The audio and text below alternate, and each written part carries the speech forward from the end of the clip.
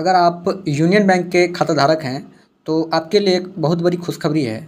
खुशखबरी ये है कि आपको इससे पहले जानना ज़रूरी है कि आपके जो अकाउंट है उस अकाउंट में हर 3 महीने पर यानी कि क्वार्टरली आपके अकाउंट में एक एवरेज बैलेंस मेंटेन करना होता था। हालाँकि आपको इसके बारे में जानकारी होगा कि मेट्रो एंड अर्बन एरिया में जो लगता था यूनियन बैंक का मेंटेन करना होता था बैलेंस, वो 1000 रुपया पर क्वार्टरली मेंटेन करना होता था, यानी कि 3 महीने में आपका 1000 रुपया मेंटेन होना चाहिए। और अगर आप सेमी अर्बन की बात करेंगे तो सेमी अर्बन में 500 रुपया मेंटेन करना होता था। वहीं पे अगर ग्रामीण क्षेत्रों में यानी कि रूरल में बात करेंगे, रूरल ब्रांच में, तो 250 रुपया मेंटेन करना होता था।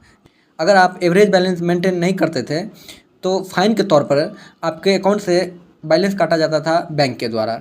आपको ये भी बात पता होना चाहिए कि अन्य बैंकों में क्या है कि महीने दर महीने यानी कि इसको मंथली एवरेज बैलेंस कहा जाता है, कि मंथ में चेक किया जाता है कि अकाउंट में मेंटेन किए हुए हैं कि नहीं एवरेज बैलेंस।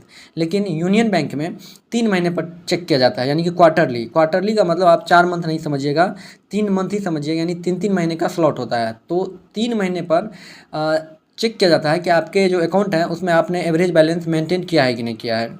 तो उसी तरीके से अब जो यूनियन बैंक के खाताधारक हैं उनके लिए बैंक ने एक तोहफ़ा दिया है कि सितंबर से, यानी कि इसी 2025 के सितंबर से अब आपको जो मेंटेन करना पड़ता था बैलेंस, वो आपको मेंटेन नहीं करना पड़ेगा। यानी कि आप जीरो बैलेंस भी रखते हैं आप अपने अकाउंट में तो आपसे किसी भी तरीके का फ़ाइन नहीं लिया जाएगा।